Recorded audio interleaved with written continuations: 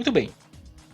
Existem aí, fala-se aí que existem 3 que são aí as decisões mais importantes que nós tomamos durante a nossa vida aí. São as decisões consideradas as mais importantes a serem tomadas. A primeira delas é o Deus que se vai servir, né? Quanto à nossa vida espiritual, é considerado uma das decisões mais importantes. Segunda é a profissão que se vai seguir, né? A carreira profissional, porque emprego é diferente de profissão. Emprego é algo que, quando aparece, você, dependendo do contexto, a situação, você abraça o que vier à sua disposição. Agora, profissão não. Profissão é algo que você, de fato, tem que dedicar, talvez, algum tempo da sua vida para estudar e se tornar um profissional naquela área, qualificado para efetivamente seguir aquela carreira. Então é uma decisão importante também na vida, o que você de fato se identifica para você realizar aí na sua vida. E em terceiro lugar aí é com quem se irá casar, que também é uma decisão de suma importância. Afinal de contas, nós como cristãos entendemos que o casamento ele é indissolúvel, né? O casamento é até que a morte o separe. Então, passar a vida inteira ao lado de uma pessoa é um desafio imenso, sobretudo nesses últimos dias, e que nós precisamos saber muito bem com quem nós iremos casar. Então essas são as 3 perguntas, ou são as 3 decisões que é considerada aí as mais importantes da vida. As mais importantes da vida. E isso por quê? Porque o ser humano, esse que é considerado a coroa da criação de Deus, desde o seu início, quando nós lemos as páginas lá, as primeiras páginas de Gênesis, primeiro livro da Bíblia, desde o início, Deus pensou o ser humano como um ser consciente, um ser capaz de tomar decisões, um ser apto para tomar decisões, né? Deus fez um ser pensante, um ser criativo, um ser que possui uma alma, que tem poder de decisão, que tem poder de raciocínio pelo bem, pelo mal, de empregar energia e esforço naquilo que se de fato decide realizar, naquilo que de fato decide se fazer. Então, o ser humano, desde o seu início, ele foi pensado, ele foi criado dessa forma. Nós somos diferentes, por exemplo, dos demais seres criados por Deus, dos animais, por exemplo. Os animais possuem um instinto, os animais possuem uma natureza pré-ordenada, pré-determinada, né? O gato é gato, o cachorro é cachorro, a galinha é galinha, o pato é pato, a pombinha é pomba, não tem como, né? O elefante é elefante, o leão é leão, cada um com sua natureza, com seu instinto natural. Você não vê, por exemplo, um cachorro no psicólogo, né? Embora pode ser que existam pessoas aí que digam que existem animais aí com problemas psicológicos, né? Que tá depressivo, que precisa aí de um remedinho. Não duvido que aconteça isso. Mas você não vai ver um animal com crise existencial. Você não vai ver um animal com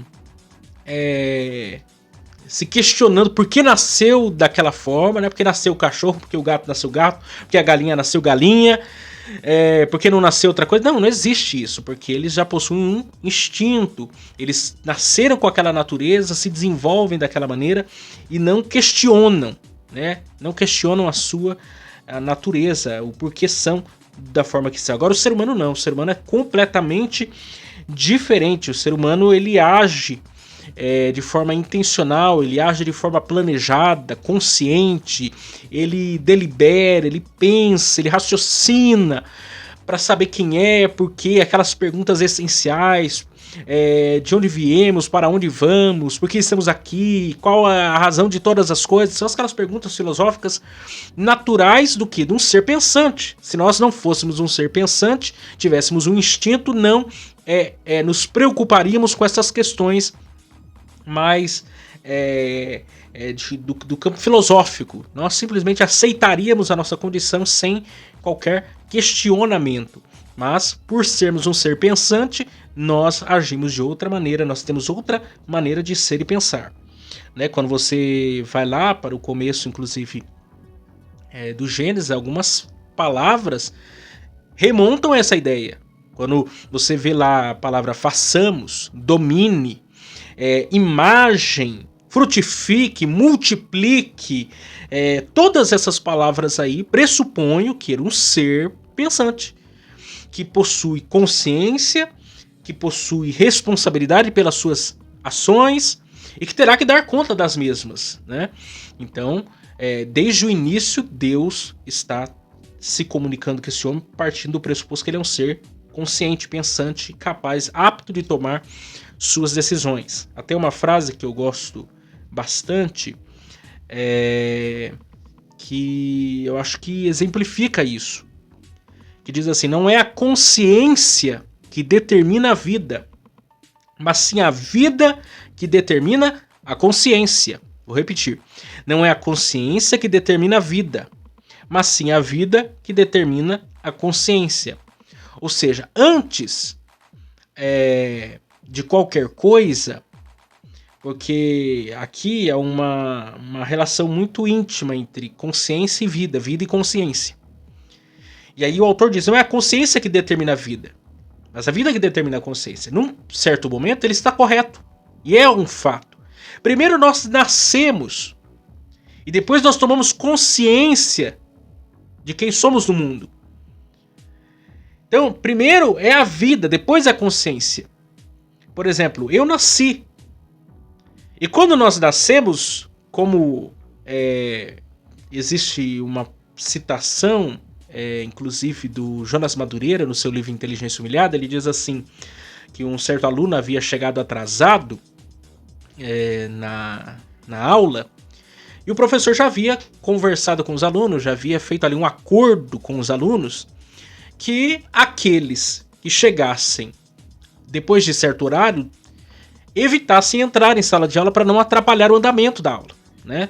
Porque isso é desconcertante, a pessoa chega atrasada e causa todo o estardalhaço. Ele convencionou que até certo horário para os alunos não entrarem mais na aula.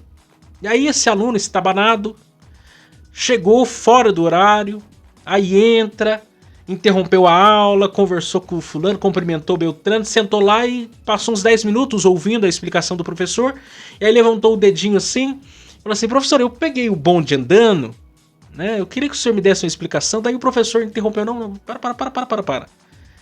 A vida é um bonde andando. A vida é um bonde andando.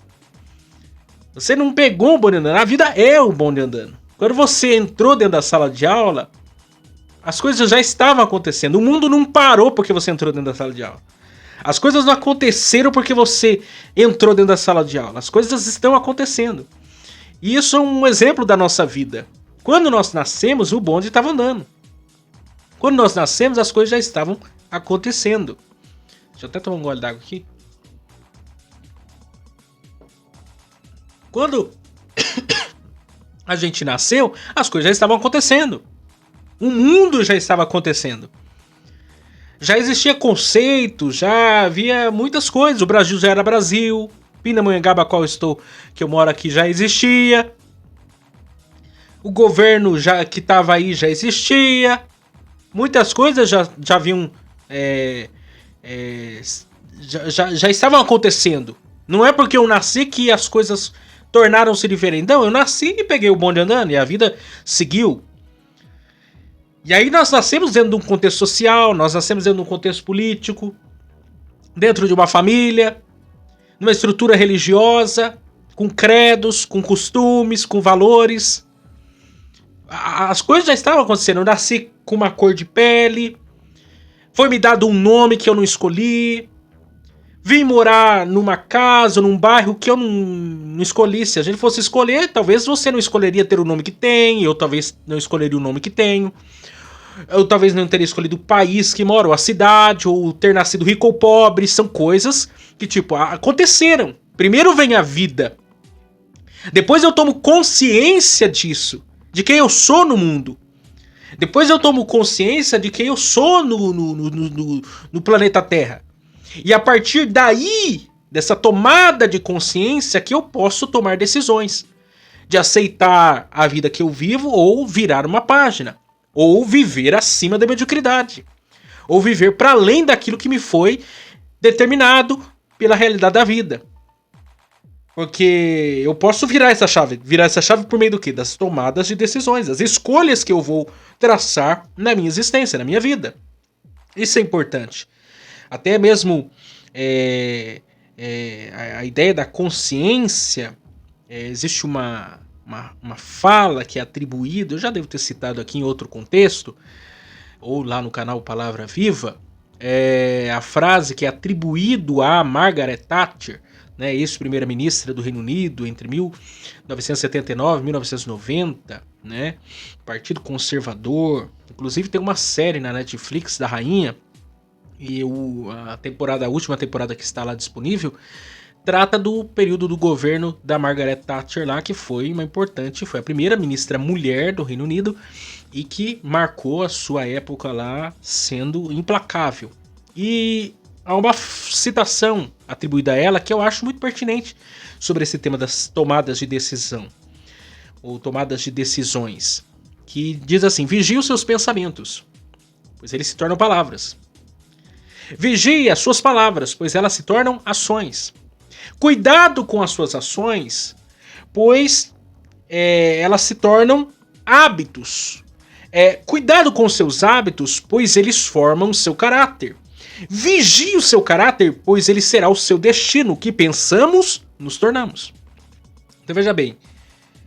Pensamentos, palavras. Palavras, ações. Ações, hábitos. Hábitos, caráter. Caráter, destino. Destino, tornamos naquilo que nos pensamos. Destino configura aquilo que de fato nós vamos ser.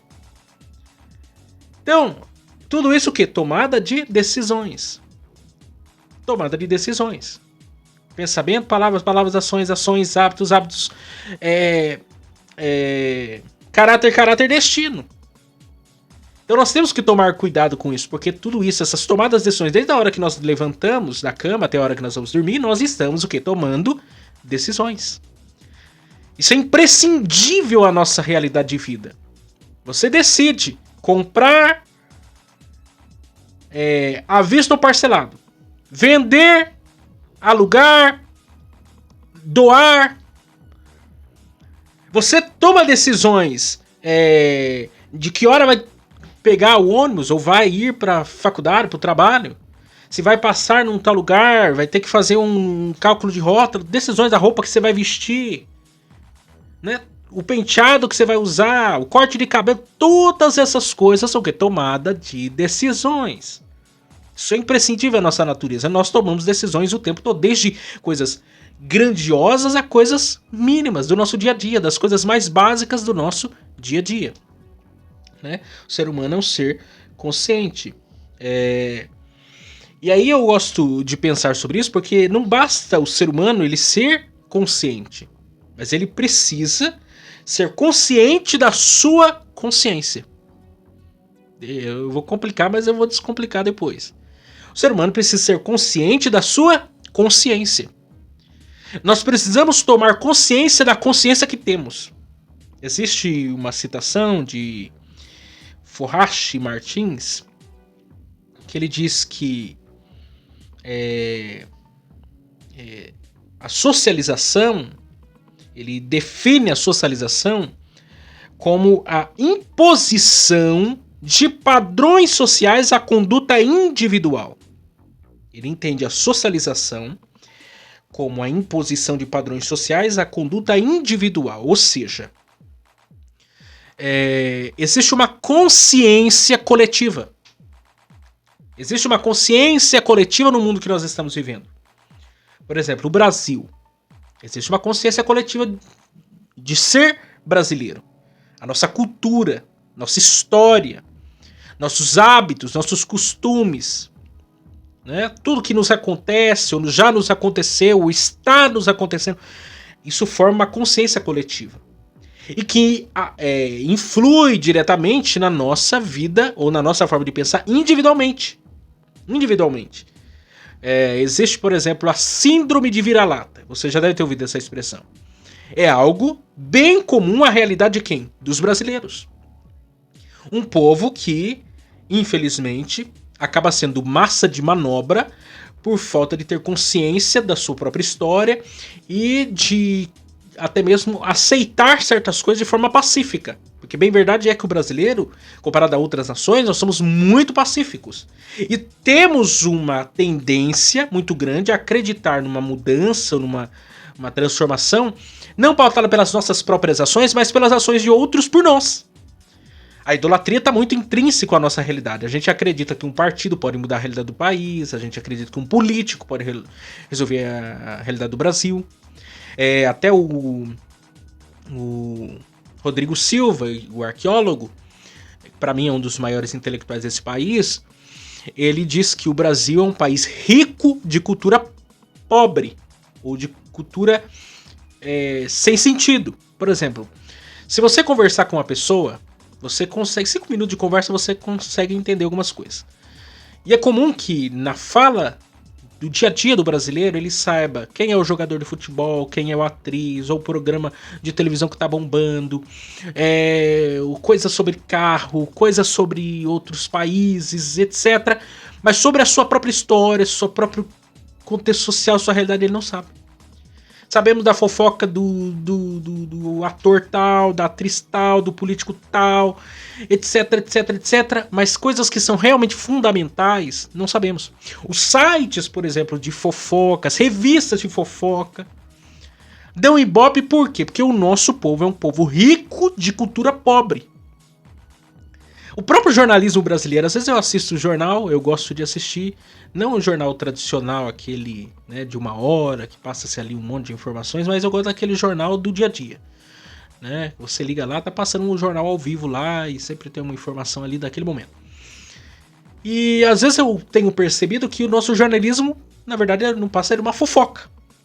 Nós ficamos ali fofocando sobre as informações, em vez de trazer de fato informações. Ficamos ali especulando as coisas.